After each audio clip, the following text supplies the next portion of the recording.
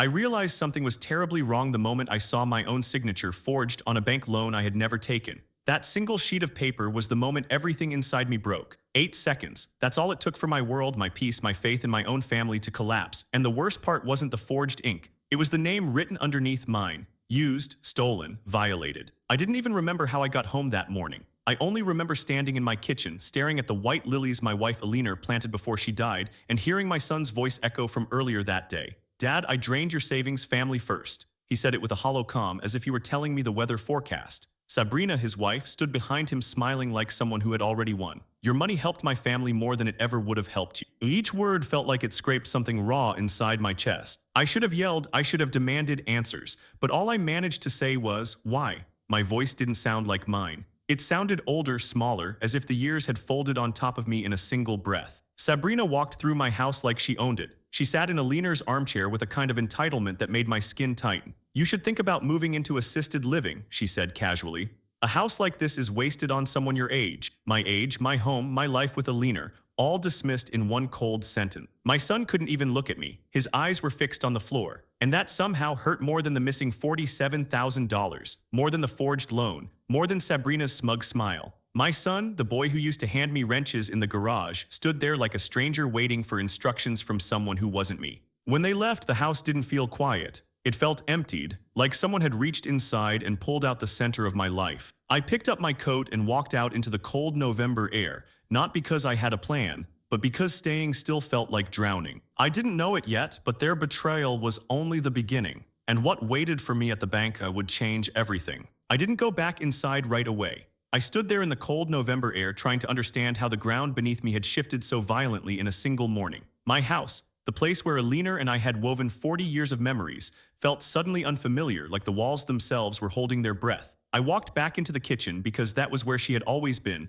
humming softly while stirring soup or slicing apples for pie. Her Lee sat in the window, pale white against the frost, glowing in a way that made my chest tighten. I sat down in the chair she used to fold laundry in and pressed my shaking hands against my face. The betrayal didn't feel like anger yet. It felt like emptiness, like someone had reached inside my ribs and quietly taken something I didn't know I needed to live. My laptop still sat open, the screen mocking me with its brutal numbers $312.47. I scrolled again through the transactions as if repetition would somehow undo them. Names I didn't recognize, payment apps I'd never used, transfers at 2 in the morning when I was asleep 2 rooms away from the world. I kept whispering, why? As if the answer might appear between the digits. My son's handwriting echoed in my memory from years ago, crooked birthday cards and school assignments about my hero dad. Now his silence downstairs this morning, the way he avoided my eyes, felt like a stranger wearing my son's face. I grabbed my coat again because the walls were closing in. I couldn't breathe in that kitchen. Not with the scent of Alina's flowers reminding me she would have seen this coming. She always saw what I ignored. She warned me once, softly, gently, that some people love the idea of family more than the responsibility of it.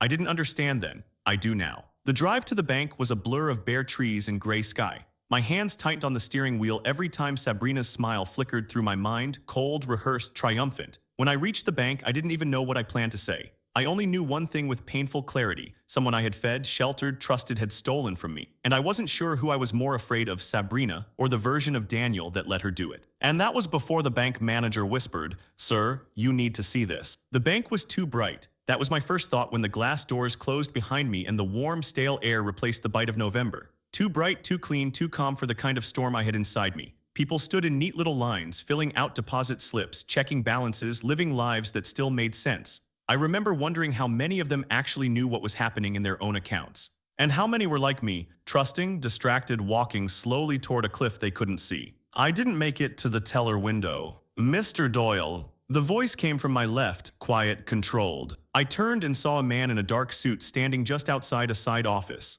Late 50s maybe, gray at the temples, eyes that looked like they'd seen far too much and learned not to show it. "Yes, I managed."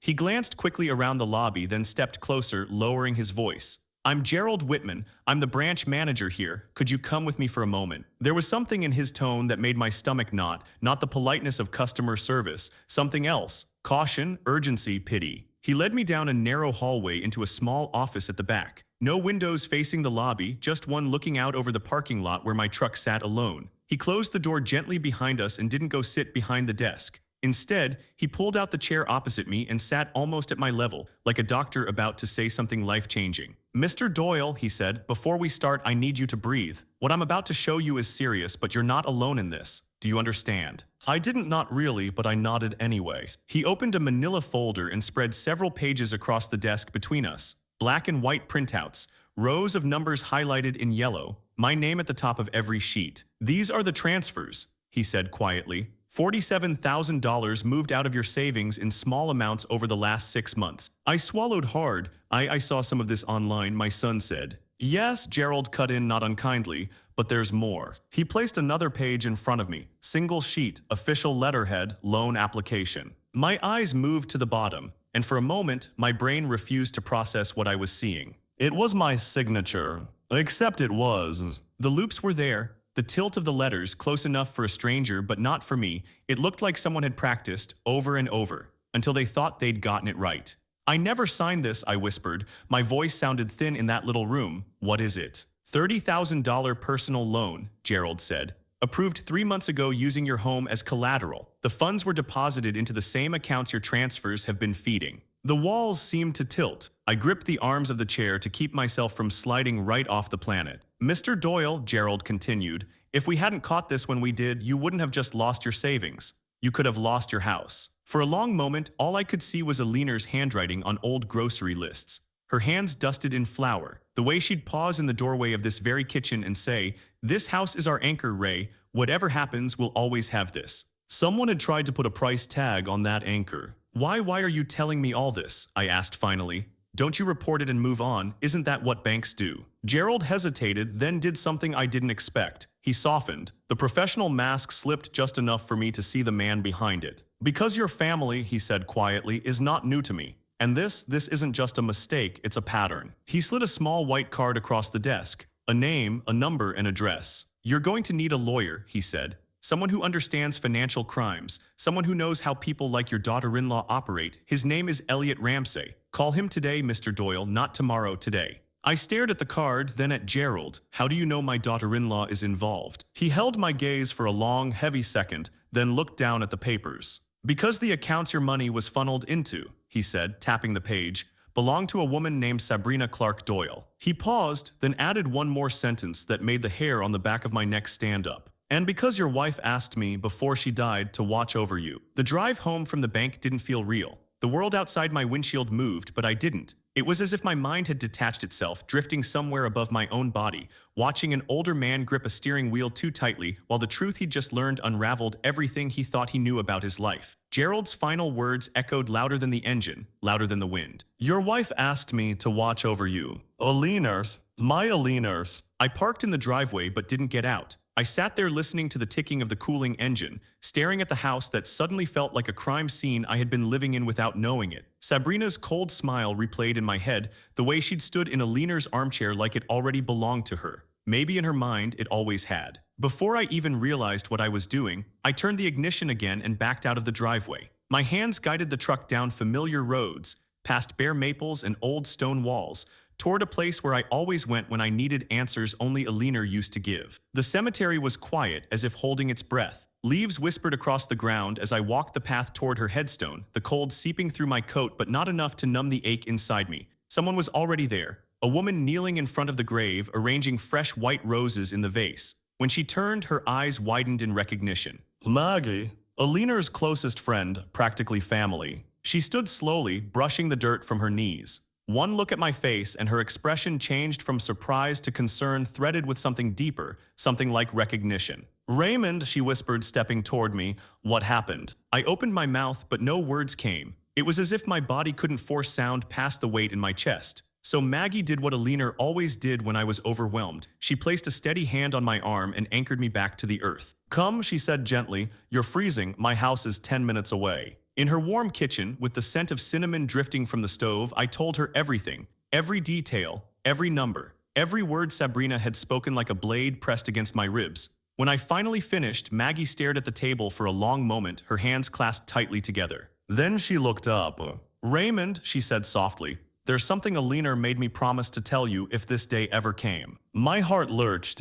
"She knew, Ray, she saw this coming years before you did, and she prepared for it." Her voice trembled. She left something for you in your bedroom safe. And for the first time since Alina died, the ground moved beneath me again. But this time not from loss. From revelation. I drove home from Maggie's house in a silence so thick it felt like another passenger sitting beside me. Alina, my Alina. She had seen everything long before I did. She had warned me without words, prepared without praise, protected me in ways I never realized, not even after her death. What kind of love does that? What kind of woman builds defenses for a future she was terrified she wouldn't live to see? When I reached the house, I didn't turn on the lights. I walked straight up the stairs, past the photographs lining the wall, each one now a reminder of how blind I had been. At the end of the hall, the bedroom door creaked open like it always had, as if Alina were still there, reading by the lamp, waiting for me to join her. The closet smelled faintly of cedar and the last perfume she ever wore. I moved the coats aside until the safe was visible in the dim light. 40 years of marriage teaches you many things,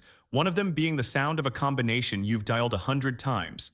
My fingers trembled only once. The safe opened with a soft click. Inside, beneath the documents we had stored for decades, was a red envelope. Thick, heavy, my name written in Alina's delicate cursive, the loops familiar enough to make my throat close. For Raymond when you need strength. I sank onto the edge of the bed, turned on the small lamp by her nightstand, and opened the envelope. The first thing I saw was the letter. Pages of her handwriting, steady, loving, painfully aware of the future she feared she wouldn't share with me. Her words wrapped around me like her arms once did. She told me she had seen Sabrina's nature early. She had tracked it, documented it, protected our home through a trust I hadn't known existed. She had asked Gerald, her own cousin, to watch over me. She had prepared an entire network to catch me the moment betrayal struck. But it was the last line of her letter that shattered me. You are stronger than you know, fight for what we built, and when it's over, live. I pressed the pages to my forehead, the grief and gratitude and rage all colliding at once. My wife had fought for me even as she was dying, and now it was my turn. I opened the folder beneath the letters. Inside were dates, notes, names, patterns. Everything Alina had seen. Everything Sabrina had hoped I would never know. I didn't sleep that night. I sat in the living room with Alina's red envelope open beside me, her handwriting glowing softly under the lamp. Every page felt like a hand guiding me, steadying me, reminding me that even in death she was still building bridges for me to walk across. And for the first time since this nightmare began, I felt something I hadn't felt in months. A strength. I called Elliot first thing that morning. By noon, I was seated across from him in his office, Alina's documents spread across his desk. He read every page slowly, his expression growing harder, more focused, as he realized just how far back Sabrina's intentions went. When he finished, he tapped the stack with one finger. This, he said, is the backbone of your case. Your wife was 10 steps ahead of everyone. She left you the blueprint to bring Sabrina down. The days that followed moved like a storm carving its path with purpose. We gathered the evidence. We gathered Daniel. We gathered the pieces of truth Sabrina had never expected anyone to find. When Daniel arrived at my house with his laptop and trembling confession, I realized he wasn't just breaking, he was waking up. And when he showed me the email Sabrina had written years ago, planning to marry him for my house, the last pieces of my grief hardened into resolve. Elliot worked tirelessly, filing motions, tracing accounts, contacting investigators. Gerald provided bank records and screenshots. Martha, Sabrina's own mother, stepped forward with years of emails documenting the slow destruction of her husband's estate by his own children. And when Kyle tried to flee and was intercepted at the airport, the final thread snapped. Sabrina's world collapsed exactly the way she had planned for mine too. The courtroom hearing was a blur of truths that had waited far too long to be spoken. Daniel testified with a steady voice. Gerald revealed Alina's secret request. Martha exposed her daughter's pattern. Kyle confessed everything. And Sabrina, cornered, furious, unraveling, finally showed the judge the monster Alina had always seen. The gavel came down. 8 years. No early release. Restitution ordered. Every stolen dollar returned. Every deceit untangled. And when it was over, when Sabrina was led out in handcuffs, she turned toward Daniel with eyes full of venom. You were supposed to love me. He didn't flinch.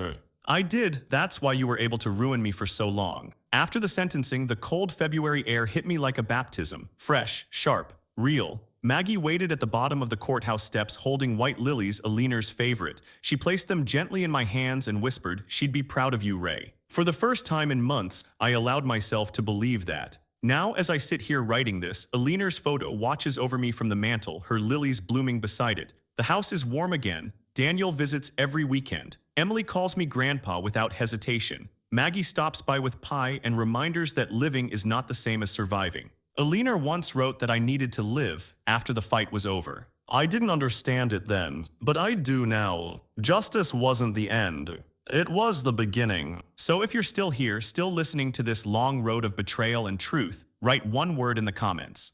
Justice. Because sometimes justice doesn't roar. Sometimes it whispers through the walls of a quiet house, where a man waters his wife's lilies and finally learns how to live again.